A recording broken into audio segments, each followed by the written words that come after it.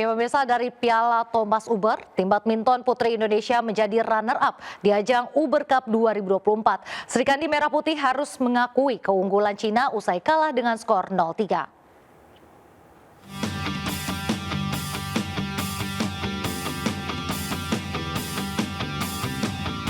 Indonesia memulai laga dengan memainkan Gregoria Mariska Tunjung sebagai tunggal pertama.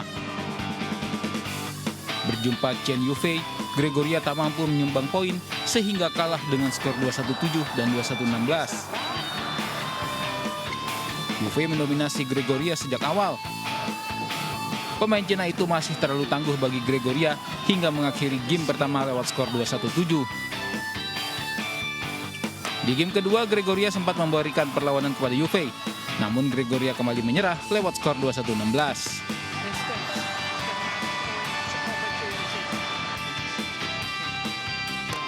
Di pertandingan kedua, Indonesia yang menurunkan pasangan Siti Fadia Ramadanti dan Ripka Sugiarto di partai ganda harus mengakui keunggulan pasangan Cina, Chen Qingchen dan Jia Yifan. Mereka kalah 2 set langsung dengan skor 11-21 dan 8-21. Di pertandingan ketiga, tunggal putri Indonesia Esther Nurumi Triwardoyo menghadapi He Bingjiao.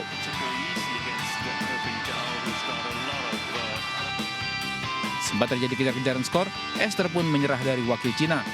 Esther takluk dari Bingjiao lewat 3 set dengan skor 21-10, 15-21, dan 17-21.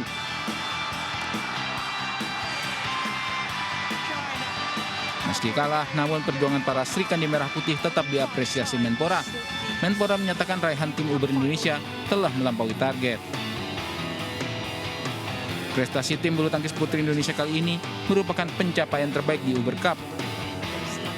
Terakhir kali Indonesia melaju ke final dan meraih posisi runner-up pada tahun 2008 lalu.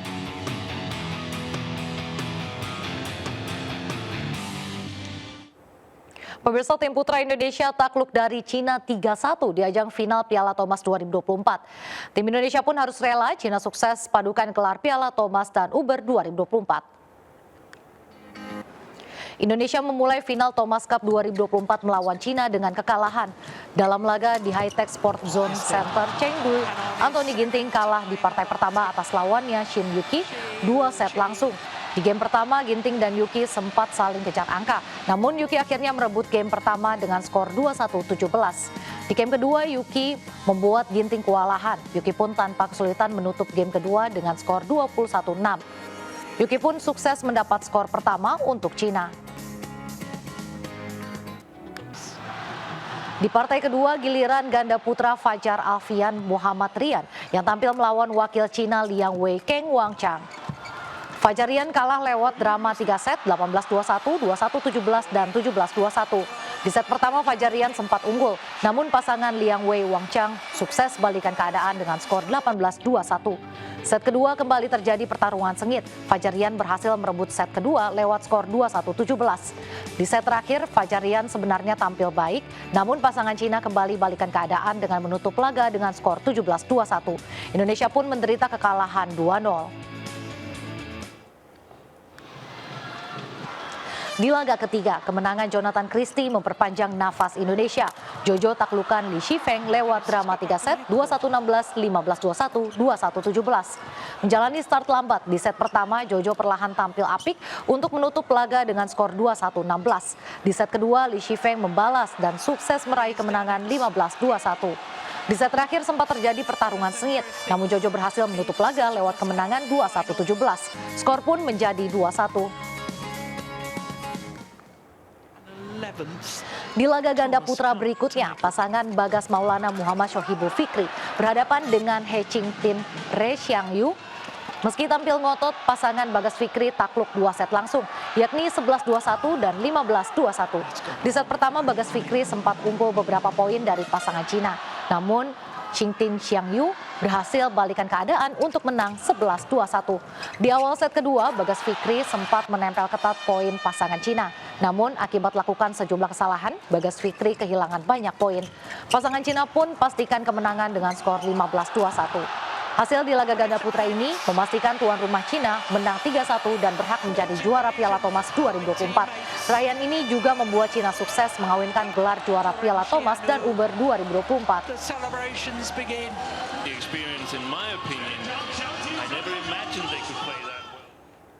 Pemirsa, sebuah galangan kapal di Serang, Banten terbakar. Kebakaran diduga dipicu percikan api yang mengenai gumpalan solar pada saat adanya aktivitas pemotongan bangkai kapal.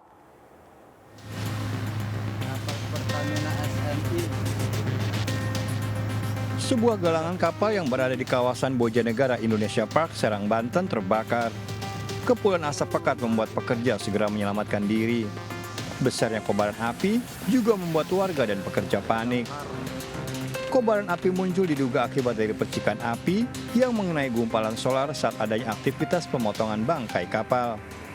Sementara ini berasal dari percikan api yang mudah terbakar, dan di dalam kapal yang sudah tidak terpakai ada gumpalan solar sehingga terkena api dia mencair dan menyebabkan perambatan di sekitar kapal. Kapal yang terbakar merupakan kapal tanker bekas Pertamina yang sudah tidak beroperasi. Tidak ada korban jiwa dalam peristiwa ini. Dari Serang, Banten, Maesa Apriandi melaporkan. Terima kasih masih bersama kami. Pemirsa, seorang pria muda diduga ditipu pasangannya di Cianjur, Jawa Barat. Wanita pujaan hati yang dinikahinya ternyata sama-sama pria tulen. Kejadian ini terbongkar setelah keluarga curiga dengan gelagat pelaku dan menelusuri latar belakangnya.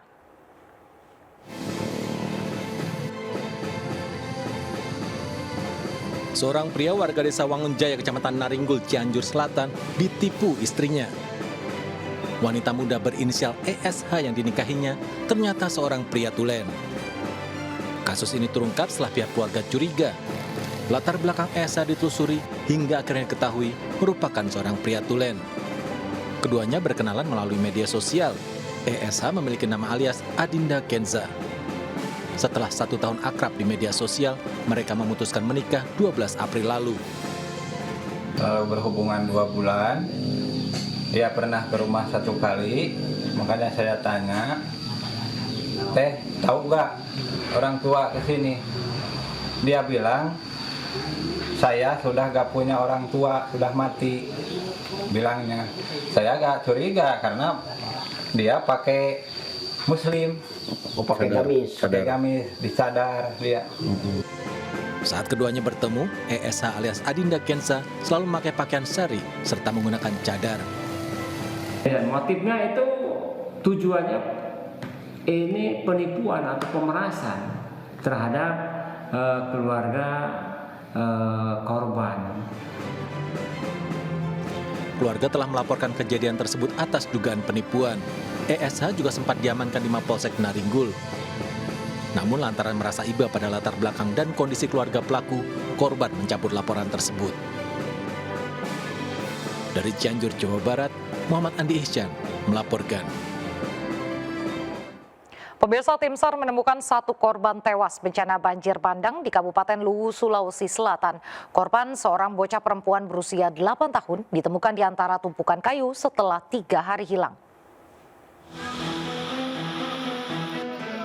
Warga berdatangan ke lokasi penemuan korban banjir bandang di Desa Kaili, Kecamatan Suli Barat, Kabupaten Luwu. Seorang anak perempuan berusia 8 tahun ditemukan dalam kondisi tewas di antara tumpukan material kayu yang terbawa arus banjir. Usai dievakuasi, jenazah langsung diserahkan kepada keluarga. Di mana yang kemarin 2 pencarian sudah ditemukan hari ini pada pukul 12.45 oleh tim SAR gabungan. Jadi total yang sementara dalam pencarian masih berapa korban, Pak? Masih 1 untuk pencarian. Jumlah korban jiwa akibat bencana banjir bandang dan longsor di Kabupaten Luwu kini mencapai 11 orang. 1 orang masih hilang terseret banjir dan dalam pencarian. Dari Kabupaten Luwu, Sulawesi Selatan, Nasruddin Rubak, iNews melaporkan. Helikopter dikerahkan untuk mengevakuasi korban longsor di kawasan terisolir Kabupaten Luwu, Sulawesi Selatan. Di antaranya seorang ibu hamil beserta 2 putrinya yang terjebak selama 3 hari di wilayah terisolir Kecamatan Latimojong.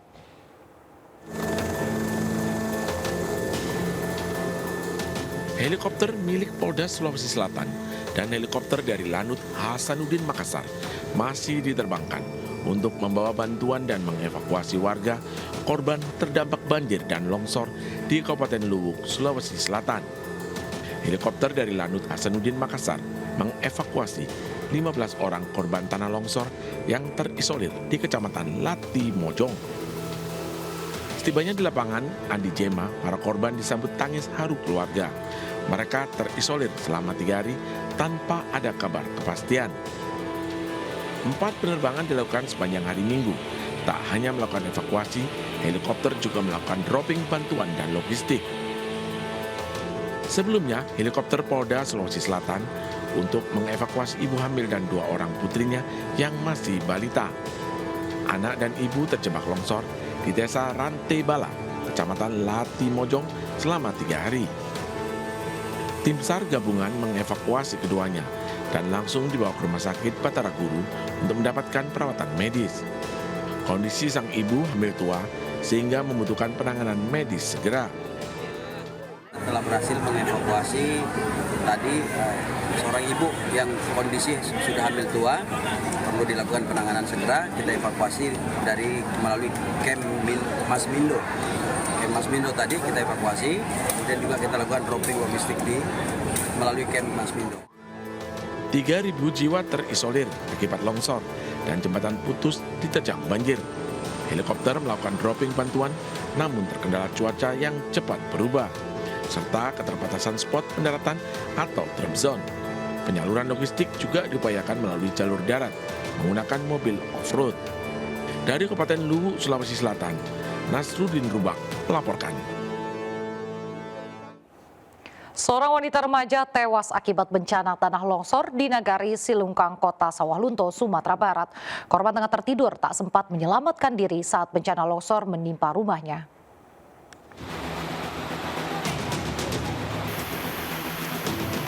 Kepanikan terjadi saat banjir bandang menerjang Nagari Silungkang, Kota Sawah Lunto, Sumatera Barat. Banjir bandang terjadi saat warga sedang tertidur lelap. Banjir berujung bencana longsor. Tebing longsor menimpa kawasan permukiman. Rumah dan jalan tertutup material longsor. Tim SAR gabungan dari BPBD, TNI, Polri, dan warga melakukan pencarian terhadap korban tertimbun longsor. 1 orang korban ditemukan. Korban wanita remaja, Rini Mahrani berusia 15 tahun, ditemukan tewas dan langsung dievakuasi ke Rumah Sakit Umum Daerah Sawah Lunto. Saat bencana terjadi, korban tengah tidur lelap dan tidak sempat menyelamatkan diri sehingga tertimbun longsor di dalam rumahnya. Tanah longsor dan banjir mengakibatkan seluruh rumah tertimbun longsor. Akses jalan Sumatera, Padang Sawah Lunto, lumpuh. 2 unit alat berat dikerahkan membersihkan material longsor yang menutupi badan jalan. Badan jalan. Kemudian juga untuk longsor juga kita telah menggunakan alat berat yang kita siapkan dari pemerintah kota dan juga dari Balai Jalan Nasional. Warga terdampak telah diungsikan ke lokasi aman. Warga bersama petugas gabungan kini membersihkan material longsor yang menimpa jalan dan rumah warga. Dari Kota Sawah Lunto, Sumatera Barat, Budi Sunandar, iNews melaporkan. Pemirsa, Ditjen Bea Cukai menjadi sorotan bertubi-tubi setelah sejumlah kasus tagihan bea masuk viral belakangan ini. Setelah kasus bea masuk sepatu, action figure, hingga alat musik untuk sekolah luar biasa, kini muncul curhatan artis Cakrakan yang mengaku ditagih bea 21 juta atas pembelian jaket seharga 6 juta rupiah.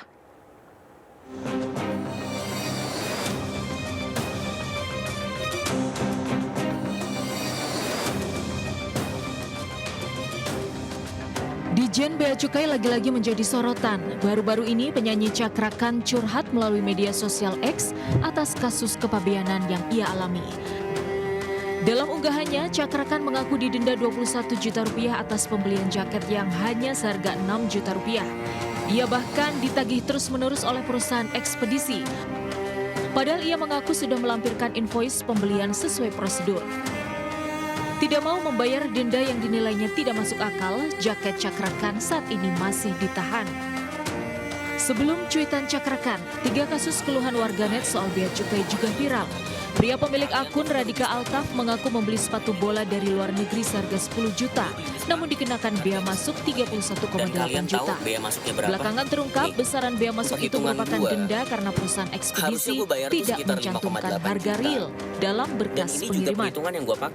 Kasus lainnya, konten kreator Medi Renaldi yang mendapat kiriman hadiah mainan robotik dari sebuah perusahaan di luar negeri. Meski tidak membeli mainan tersebut, ia tetap diminta melampirkan invoice senilai 27 juta rupiah. Kasus lainnya, seorang warganet mengeluh setelah puluhan alat bantu belajar tunanetra yang merupakan hibah dari Korea Selatan tertahan di bea cukai sejak 2022. Bahkan ia diminta menebus barang kiriman tersebut senilai ratusan juta rupiah. Bertubi-tubi dikeluhkan warganet, Ditjen Bea Cukai dinilai tidak masuk akal dalam menerapkan aturan kepabeanan. Kasus ini pun membuat Menteri Keuangan Sri Mulyani turun tangan menyelesaikan satu persatu kasus tersebut, termasuk membebaskan puluhan alat bantu bagi SLB tanpa dikenakan bea masuk. Dalam kasus hibah untuk SLB ini, saya telah meminta kepada Bea Cukai untuk segera menyelesaikan masalah ini, termasuk kebutuhan di dalam kelengkapan dokumentasi dan juga perlakuan bea masuk yang bisa dikecualikan untuk barang hibah, apalagi untuk keperluan sekolah luar biasa. Bea Cukai Soekarno-Hatta akan menyelesaikan pada hari Senin nanti dengan pihak sekolah luar biasa dan diharapkan ini akan selesai. Ramai menjadi sorotan, Dirjen Bea Cukai juga berjanji akan memperbaiki layanan secara internal dan eksternal. Tim Liputan iNews melaporkan. Terima kasih masih bersama kami. Pemirsa, Timnas Indonesia U23 akan hadapi wakil Afrika Guinea untuk memperebutkan tiket terakhir menuju Olimpiade Paris 2024. Namun dikabarkan laga yang akan digelar di Prancis akan dilakukan secara tertutup dengan alasan keamanan.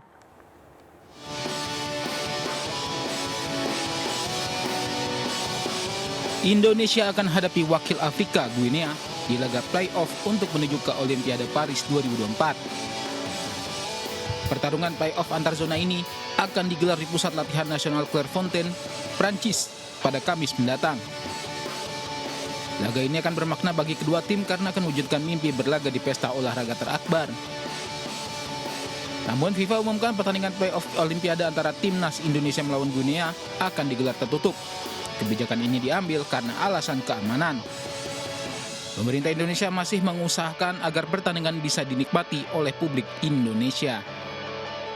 Saya jujur juga baru tahu kemarin diinformasikan bahwa untuk penonton di Paris nanti itu tidak terbuka untuk umum, hanya sebagai undangan antar federasi, tapi memang nantinya tetap bisa ditonton oleh para pendukung melalui undangan federasi. Jadi memang tiketnya tidak dijual untuk umum, tapi kita juga lagi usahakan agar bisa di diaspora maupun para masyarakat di wilayah Paris atau yang sedang di Paris itu bisa hadir juga. Berbicara tentang Guinea lawan Indonesia, mereka menjalani laga play-off karena sebelumnya kalah dari Mali di laga perebutan tempat ketiga Piala Afrika U23 Juli tahun lalu. Sama seperti Indonesia, Guinea juga baru pertama kali ikut serta di ajang Piala Afrika U23. Dan mereka juga berambisi kembali tampil di Olimpiade setelah terakhir kali pada tahun 1968. Pemirsa, Tanah Rencong Aceh memiliki adat istiadat serta budaya yang menarik wisatawan. Begitu juga dengan berbagai keunikan kuliner khasnya yang dijamin membuat lidah Anda puas. Seperti yang satu ini, mie tumis udang khas Aceh.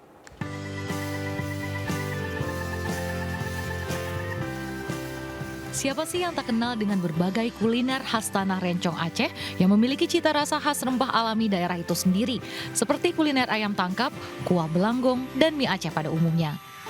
Namun kali ini ada yang lebih nikmat dan mantap, yaitu racikan mie tumis udang khas lokasi wisata Sungai Pate Ilik, Kabupaten Biren, Aceh yang memiliki daya tarik pengunjung setiap harinya untuk merasakan kelezatannya.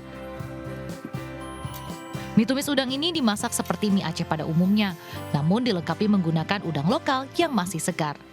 Mie Aceh, mie goreng basah. Mie goreng basah, pakai apa itu Kak? Pakai udang. Pengunjung wisata di sini Bu?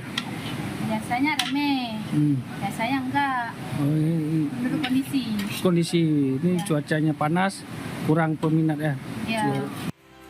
Di tempat ini pengunjung bukan saja menikmati mie tumis udang tetapi juga disuguhkan dengan pemandangan sungai pemandian wisatawan lokal di kawasan perbatasan Kabupaten Pd Jaya dan Kabupaten Biren Aceh, tepatnya masih di jalur lintas Jalan Nasional Medan Banda Aceh.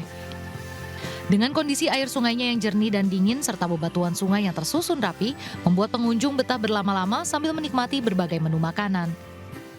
Udang enak. Lagi makan mie udang di Bate ini ya, tempat wisata ya. Gimana rasanya, Mamus? Oh, mantap, luar biasa. Penasaran dengan kenikmatan mie tumis udang? Anda bisa langsung ke lokasi wisata alam di kawasan Bate Ilik, Kabupaten Biren Aceh yang buka setiap hari. Dari Pd Jaya Aceh, Jamal Pangwa melaporkan. Pemirsa, kulit wajah menjadi bagian tubuh yang paling sering terpapar lingkungan. Debu, polusi, dan sinar matahari dapat membuat kulit kusam, kering, bahkan flek pada wajah. Namun tenang, untuk mengatasi masalah tersebut, kini hadir treatment inject flek yang dapat merawat bahkan menghilangkan flek.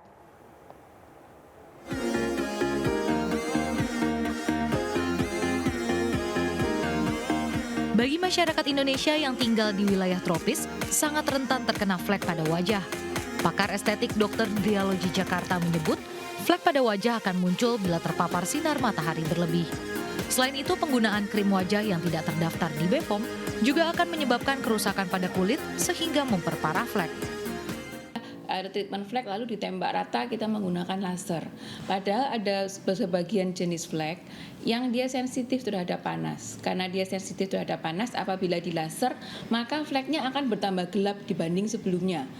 Drialogy ini lebih senang menggunakan treatment injeksi flek untuk mengatasi flek karena treatment ini tidak menggunakan panas dalam menangani fleknya. Jadi kita menggunakan bahan-bahan aktif yang bisa memudarkan flek sehingga flek ini akan lebih bisa diatasi tanpa resiko menjadi lebih gelap dari sebelumnya. Jadi kita menggunakan 4 bahan aktif pada flek injeksi itu. Yang pertama kita menggunakan tranexamic acid, vitamin C, kemudian kita menggunakan N-asetilglukosamin, terakhir kita menggunakan idepenon. Tranexamic acid dan vitamin C ini bekerja sama supaya fleknya kita ini tidak bertambah gelap. Drialogy Jakarta yang berlokasi di Roxy Square, Toma Utara, Grogol, Petamburan, Jakarta Barat, membantu customer baik wanita maupun pria untuk merawat kesehatan kulit, khususnya kulit pada wajah. Dari tahun 2017 itu aku udah ke Drialogy itu sudah sangat cocok gitu loh. Nah, jadi dari tahun 2017 itu ya udah saya nyobain berbagai treatment di Drialogy itu. Akhirnya ya udah kecantol gitu sampai sekarang.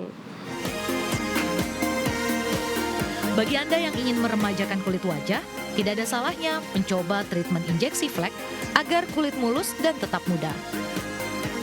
Dari Jakarta, Widya Bayu Jati,